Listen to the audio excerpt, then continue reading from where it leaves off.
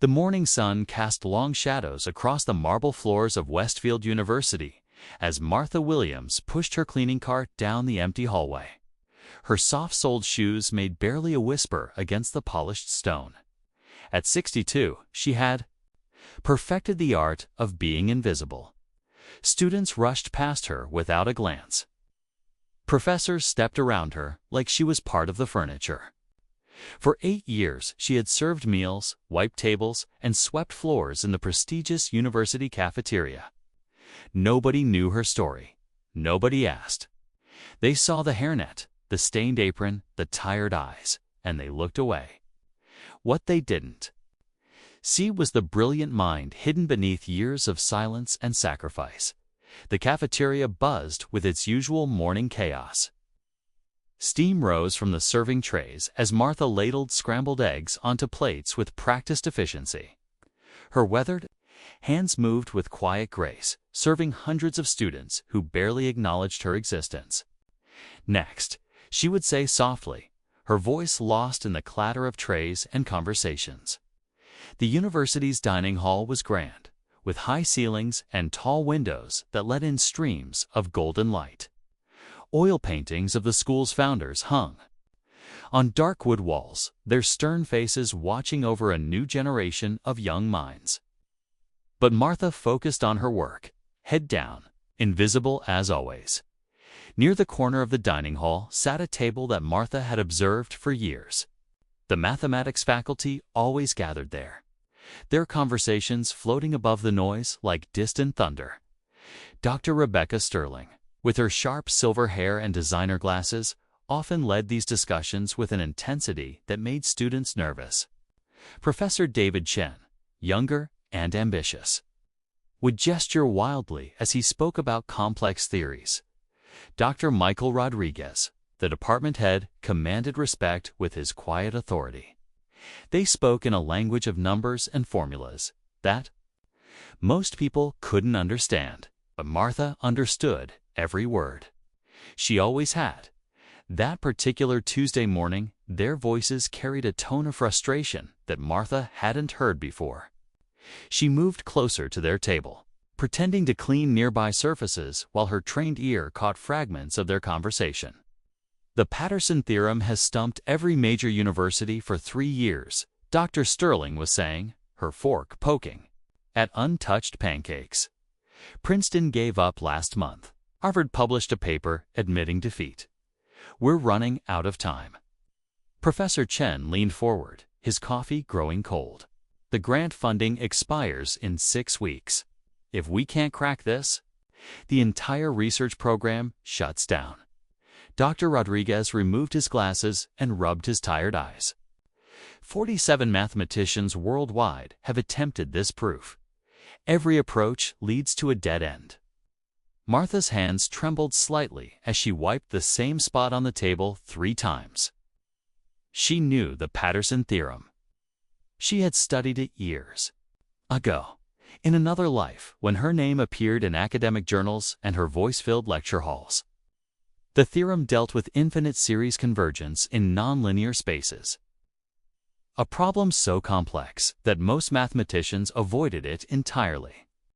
But Martha had always been drawn to impossible puzzles. Her mind began working automatically, visualizing the equations she remembered, searching for the overlooked detail that everyone else had missed. She forced herself to move away from their table before her interest became obvious. The rest of the morning passed in a blur of routine tasks, but Martha's mind remained fixed on the problem. As she restocked napkins and refilled salt shakers, mathematical formulas danced through her thoughts like old friends returning home. She remembered sitting in her small apartment 23 years ago, working through similar equations while her infant daughter slept in the next room. Those were different times when her future stretched endlessly ahead and her dreams still felt possible. Before life forced her to make impossible choices. Before she learned that sometimes loving someone means giving up everything you thought you wanted. When the lunch crowd thinned, Martha found herself cleaning tables near the math faculty again. Their discussion had grown more heated with papers. scattered across the table and laptops, displaying complex diagrams. "We're approaching this wrong," Dr. Sterling said, her voice tight with frustration. "Every model assumes linear progression. But what if the series behaves chaotically at the convergence point?" Professor Chen shook his head vigorously. Chaos. Theory doesn't apply here. The base functions are too structured. Dr. Rodriguez spread his hands helplessly. "Then we're missing something fundamental. Something so obvious that we can't see it." Martha paused in her cleaning, staring at the equations visible on Dr. Chen's laptop screen. Her breath caught in her throat. There it was, the mistake that everyone was making. They were treating the infinite series as if it existed in traditional Euclidean space, but the Patterson theorem operated in hyperbolic geometry. The convergence point wasn't linear or chaotic. It was curved, following the natural bend of space-time itself. She could see the solution so clearly it made her heart race. Without thinking, she stepped closer to the table. "Excuse me, Martha," said quietly, her voice barely above a whisper. The three professors looked up at her with mild irritation, as if a piece of furniture had suddenly spoken. "I couldn't help but notice your work on the Patterson theorem." Dr. Sterling blinked in surprise. "I'm sorry, what did you say?" Martha's courage began to fade, but she forced herself to continue. "The convergence issue you're discussing. Have you considered that the series might exist in hyperbolic space rather than Euclidean?" The silence that followed felt like a physical weight.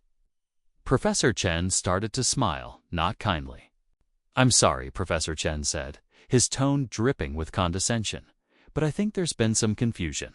You work in the kitchen, correct?" Heat rose in Martha's cheeks, but she nodded. "Yes, sir." Dr. Sterling leaned back in her chair, studying Martha as if she were an interesting specimen. "And you think you understand advanced mathematical theory?"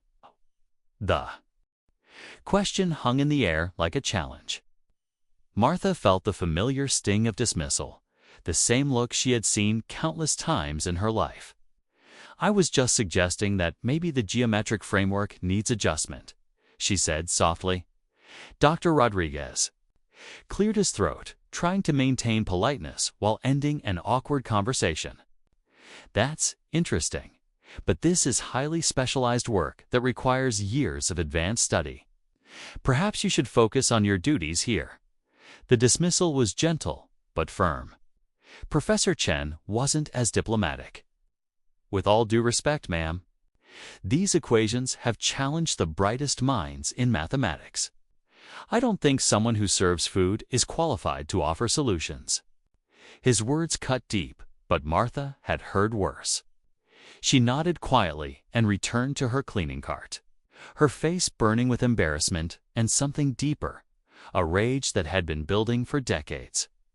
That evening, Martha sat in her small apartment, staring at the rain streaking down her single window.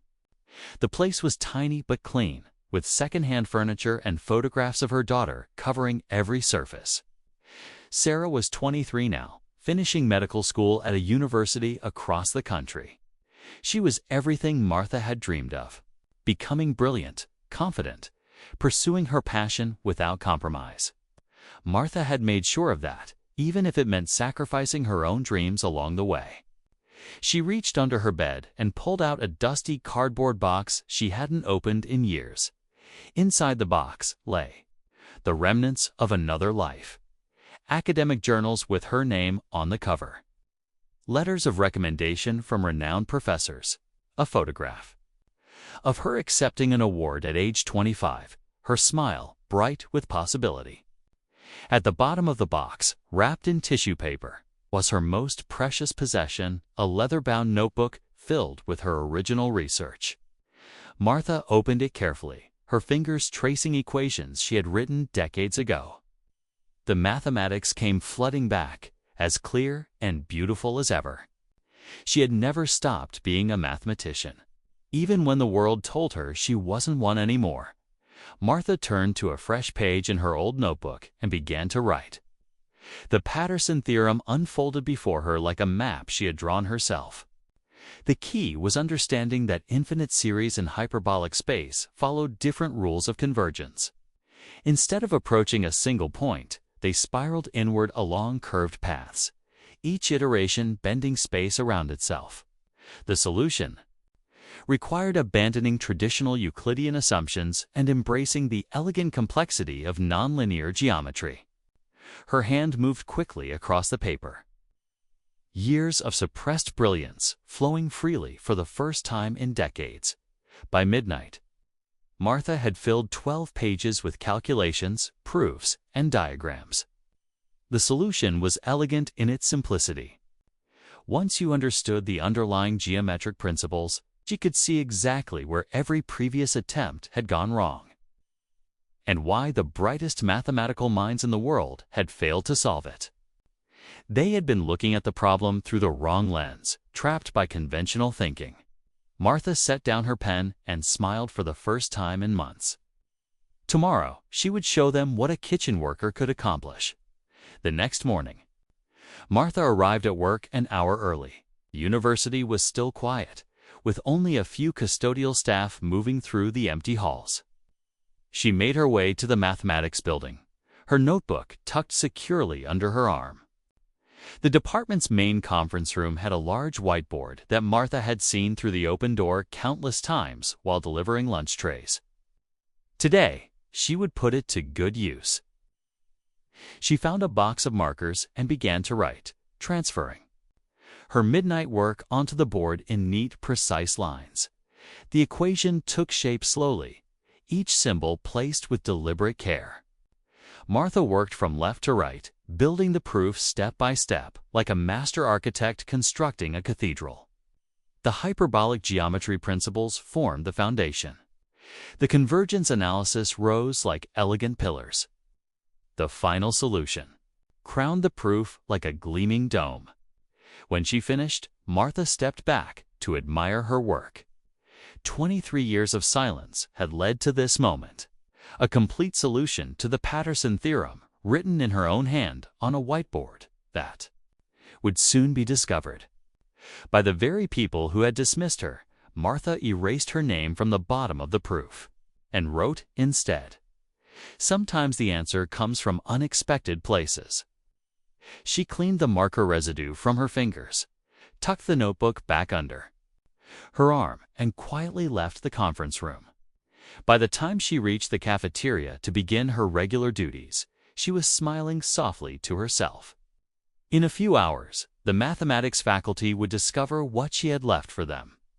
The thought of their reaction filled her with a mixture of anticipation and my only lipstick, ruby kiss, only ruby kiss, has the luxurious. We, sec, has the luxuriest. You know, we, L, I know.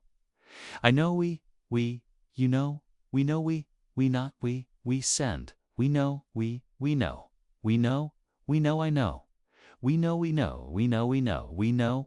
We says it, we say by Noel.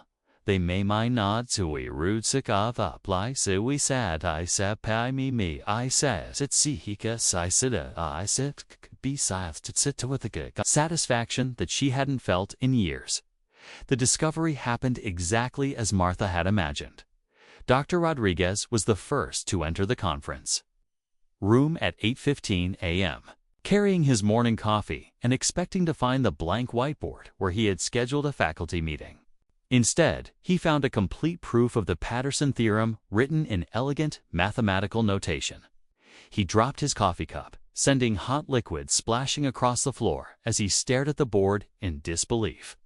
Within minutes, he had called every member of the mathematics faculty, his voice trembling with excitement and confusion. Dr. Sterling arrived breathless, having run across campus from her office. Professor Chen followed close behind, his usual composed demeanor replaced by wide-eyed amazement. Other faculty members crowded into the room, voices rising as they examined the proof line by line. "This is impossible," Dr. Sterling whispered, her fingers tracing the equations in the air. The hyperbolic approach. Why didn't we think of that? Professor Chen was frantically checking the calculations on his phone. Every step is correct. This is graduate-level work. No, this is beyond graduate level. This is revolutionary. Dr. Rodriguez stood at the front of the room, trying to maintain order as his colleagues talked over each other in excitement.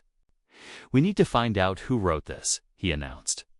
"Security cameras, building access logs, anything that can tell us who was in this room this morning." The investigation began immediately, but Martha continued her duties in the cafeteria as if nothing had happened. She served lunch with the same quiet efficiency as always, refilled drinks, wiped tables, and listened to the growing buzz of conversation about the mysterious mathematical breakthrough. By afternoon, the story had spread throughout the university. Students gathered in excited clusters. Professors abandoned their scheduled classes, and news vans began arriving on campus. The security footage review had narrowed the list of suspects to a handful of people with early morning building access, but none of the usual academic suspects seemed likely. Martha watched it all unfold with quiet satisfaction, her secret safe for now.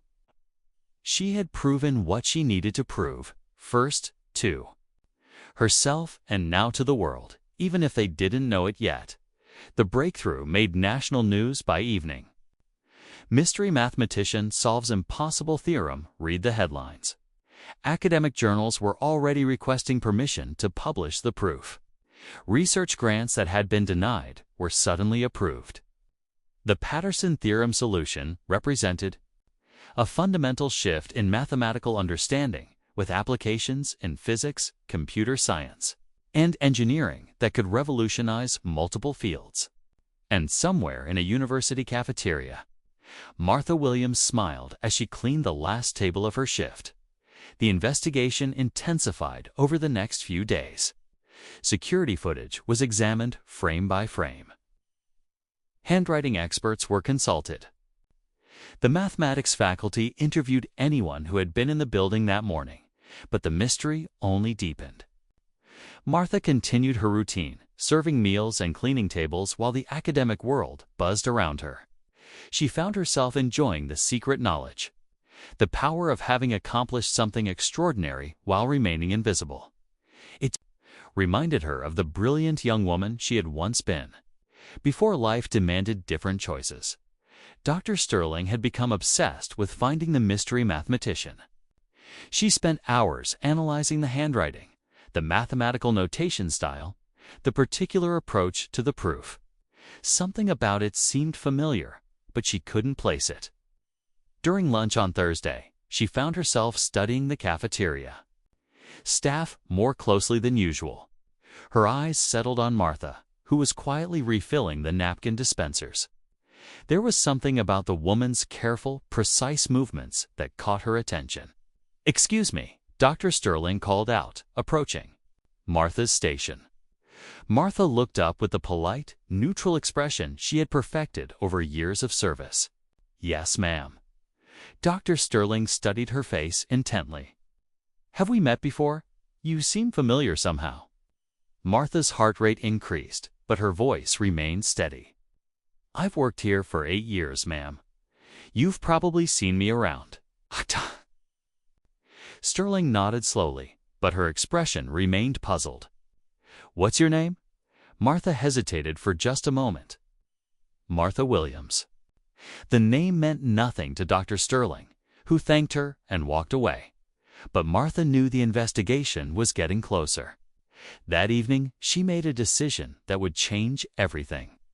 She wrote a letter explaining who she was, why she had solved the theorem, and why she had remained silent for so long. She signed it with her full name and placed it in an envelope addressed to Dr. Rodriguez. Tomorrow, she would deliver it personally and finally step out of the shadows she had inhabited for 23 years. Friday, morning arrived with unseasonable warmth and bright sunshine. Martha dressed carefully in her best clothes underneath her work uniform.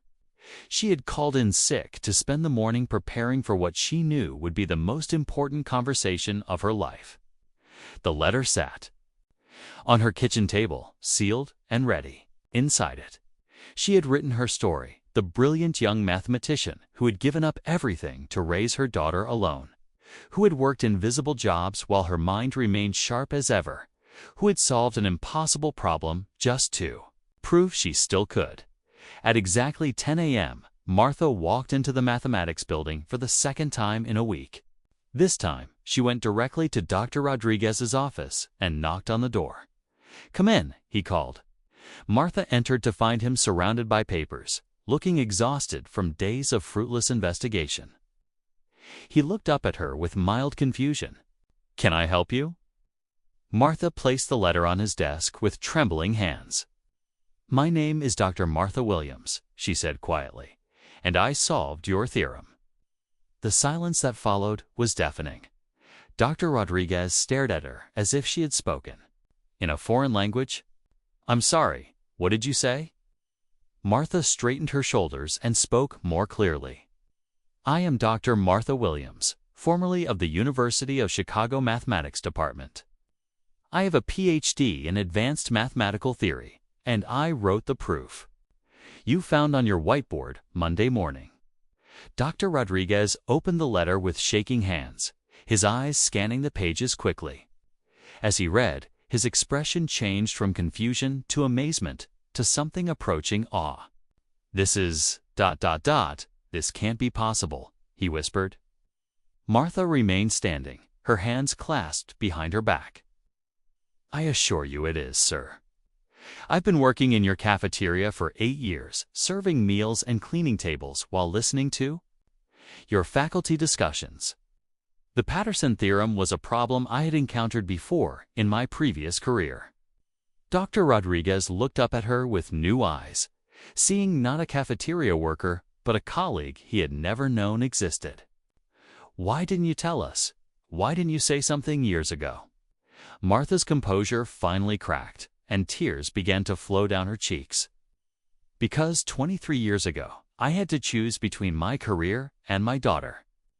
I was a single mother, with no support system, and she needed me more than mathematics did. So I walked away from everything I had built to give her a chance at the life I couldn't have." Her voice broke as she continued. "I took whatever jobs I could find to pay the bills. I cleaned offices, worked retail, served food. But I never stopped being a mathematician. I never stopped thinking, learning, solving problems in my head while I worked."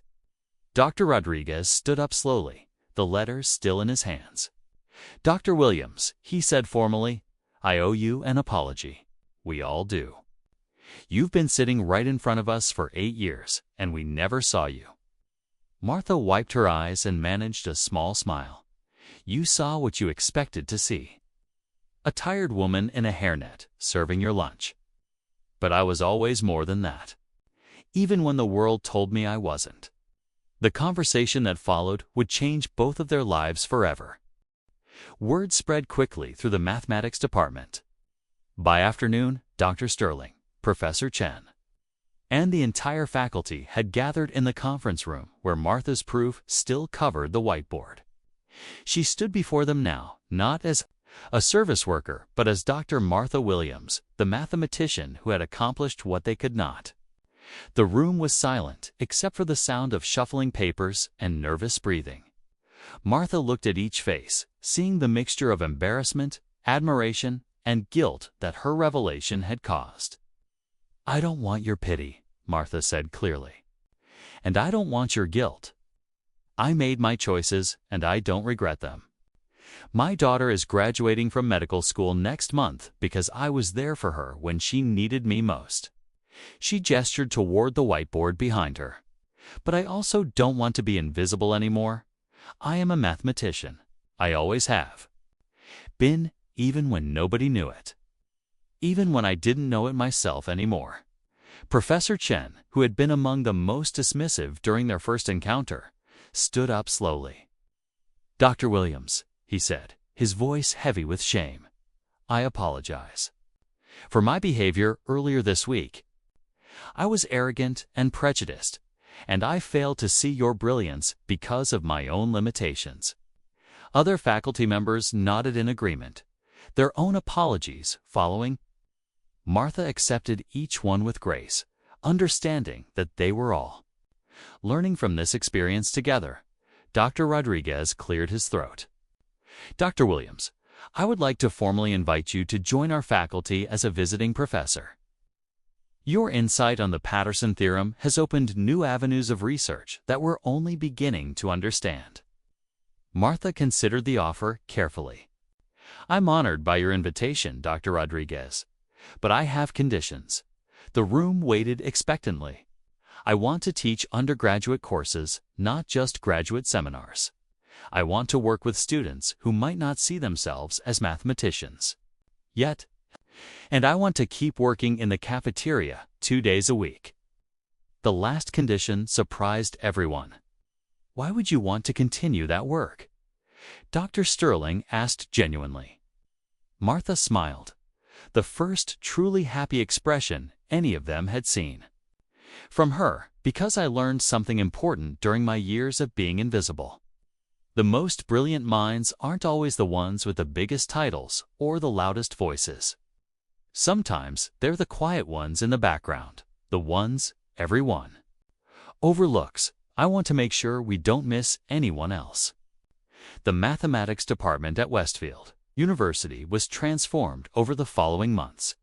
Dr. Martha Williams became not just a faculty member, but a bridge between different worlds within the university. Her undergraduate courses filled immediately, attracting students who had never considered mathematics before. Her teaching style was unique, drawing from years of watching people learn from the margins.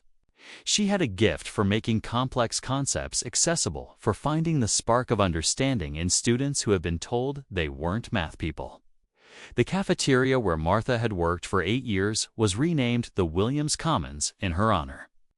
A plaque was installed near the serving line, in recognition of Dr. Martha Williams, who proved that brilliance exists everywhere, waiting to be discovered.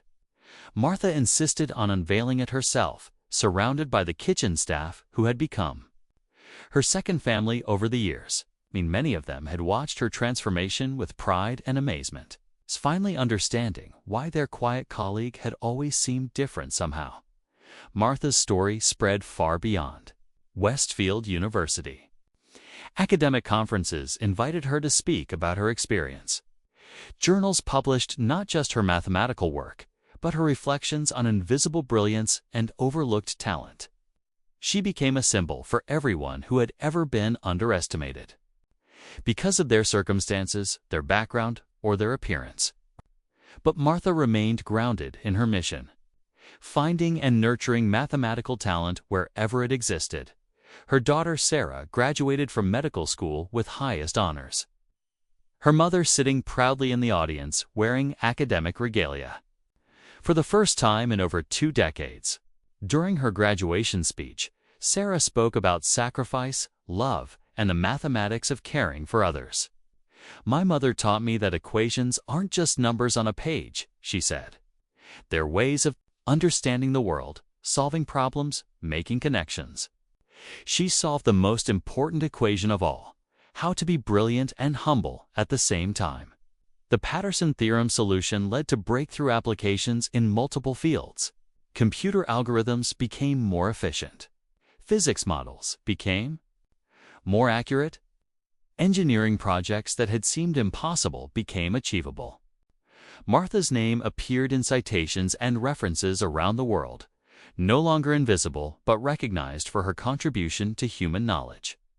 Yet she never forgot the years of serving others, of being overlooked and underestimated. Those experiences had shaped her as much as her mathematical training. 1 year after her revelation, Martha stood in the same conference room where she had first written her proof. Now it was filled with her students, a diverse group of young mathematicians from backgrounds that academia had traditionally overlooked.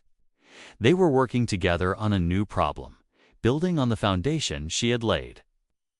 As Martha watched them collaborate and learn from each other, She realized that her greatest equation hadn't been the Patterson theorem solution. It had been the formula for turning invisibility into visibility, silence into voice, dismissal into recognition. The story of the lunch lady who solved what no one else could became more than just a tale of hidden brilliance. It became a reminder that genius exists in unexpected places, waiting for someone brave enough to speak up and wise enough to listen. Martha Williams had spent 8 years being invisible in a university cafeteria. But her moment of courage had illuminated not just her own mind, but the minds of everyone around her. She had proven that sometimes the most important discoveries come not from the people everyone expects to succeed, but from the ones everyone expects to stay silent.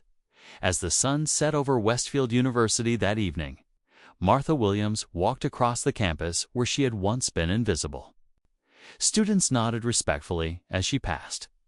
Faculty colleagues greeted her warmly. The janitors and groundskeepers smiled and waved, recognizing one of their own who had risen to heights they had never imagined possible. And Martha smiled back at all of them, knowing that each person she passed might be harboring their own hidden brilliance, waiting for someone to notice, someone to listen, someone to believe. Because that's what happens when we remember to look beyond the surface and recognize the mathematics of human potential that exists in every single person. We meet they had laughed at the black lunch lady who dared to suggest a solution to their impossible problem. But when she solved what no one else could, they learned that brilliance has no uniform, wisdom has no dress code, and genius can serve lunch while changing the world. Martha Williams had spent decades being overlooked, but in the end, she had taught them all to see